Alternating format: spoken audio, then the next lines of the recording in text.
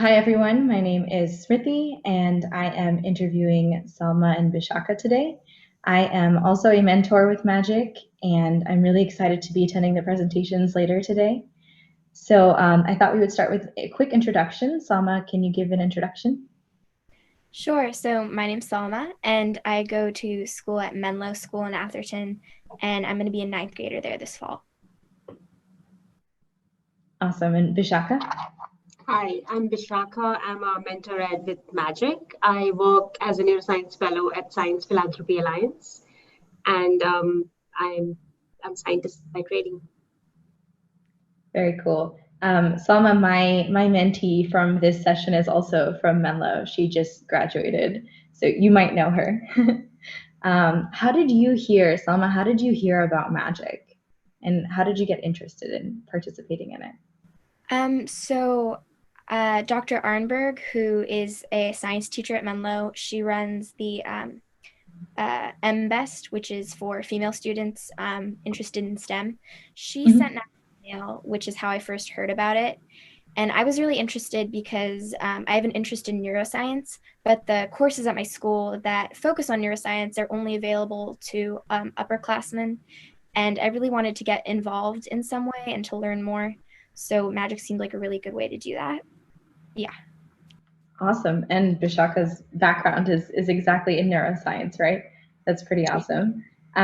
So I took a sneak peek at the slides, and I know you're working on a project related to teenage mental health during social isolation. I was wondering what inspired you to dive into that or choose that topic? I think one, it's really like current to the situation. Definitely.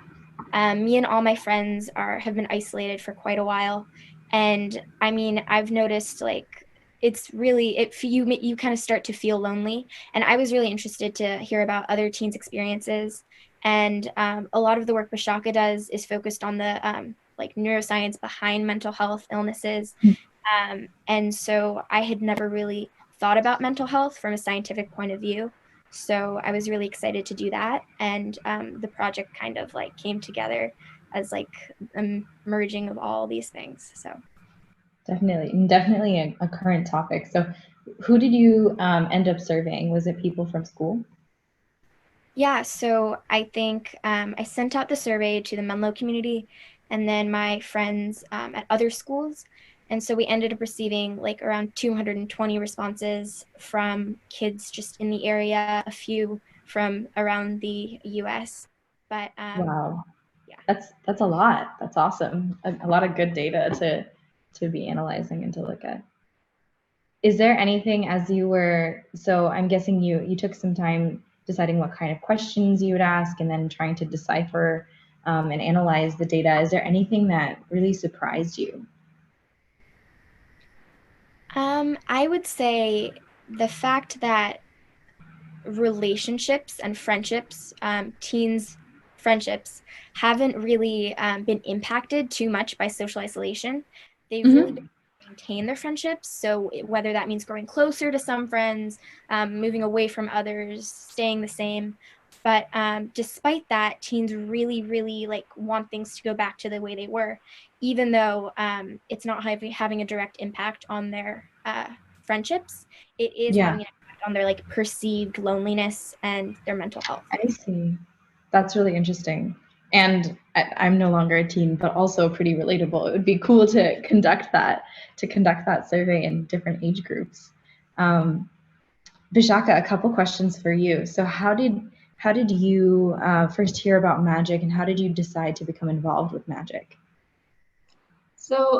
I'm part of when I was doing a PhD, I'm part of a PhD career group, and one of the Magic mentors was part of the group as well. So that's how I came to know about Magic, and I basically interviewed with Ira and have been volunteering ever since. It's, as the name suggests, it's pretty much a magical experience to just mentor all these different girls in high school and just see their passion for science. Mhm. Is Salma the first mentee of yours that has done something in neuroscience? Let me think. Yeah, actually, that's true. So Salma is the first one who has done something specifically in neuroscience, which is my area of expertise. Yeah, It's been great. that's pretty cool. Is there anything that you think you've learned from this mentoring session that you want to take further with you and continue doing or starting in next sessions?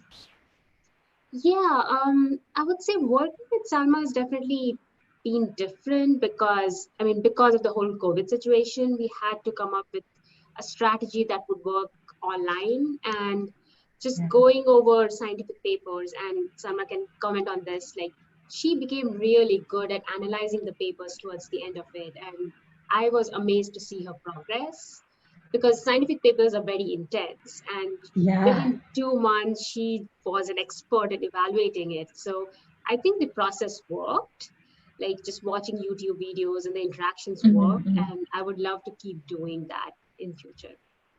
Awesome. So I guess another question for Salma would be, how did the project change, or both of you can answer, how did it change over time? Or I guess you started out remotely. So do Yeah. you think if you could meet in person, what would have changed? What would you have done differently? Well, I think besides the project not being about like social isolation, I think we would have gotten the opportunity to, I mean, Bishakha was telling me a little bit about like, there's labs where we could have gone to visit, or maybe different centers. And we kind of had to do everything online. Mhm. But really, I did develop like a skill of being able to read these dense papers. It might have been like more enjoyable if I could have done it in person, but I definitely learned a lot this way. So I think the experience was really positive, but yeah, it would be interesting to see the differences if it had been in person. Cool. It's awesome to see how you could kind of explore a field that people don't really think is something you can do online as much. Thinking about neuroscience versus something like computer science, it's harder sometimes to do remotely. So I'm really happy you two found a way to make that work and also develop skills. Um, is there what do you see doing next, Salma, after this program? Do you see kind of continuing studies like this or looking into other parts of neuroscience? I think definitely as soon as I'm old enough to take the class at Menlo. And I've also like discovered a neuroscience journal club at Stanford that I was going to talk to Bishakha about. But it's also a group of high schoolers that just come together and are really interested in neuroscience. So I'm really excited to keep delving deeper into the topic. I really, really like it. That's awesome. I'm happy to hear that. So, last question: do you have, as a almost graduated Magic mentee, do you have any advice to future mentees? I think choosing a project that you really are like passionate about and you're going to be like motivated to do the research on and really commit your time to, because I didn't feel like any of my like magic research was work, because it was something that I was really interested in, and this is like an opportunity outside of school for me to like get the most out of it and like do something really fun, because I have this interest. So I think that's like Yeah, really important to keep in mind. that's great. Thank you. And that wraps up our interview. Thank you both for your time, and I'm looking forward to hearing more from both of you during the presentations. Thank you. Thank you for All interviewing right. us.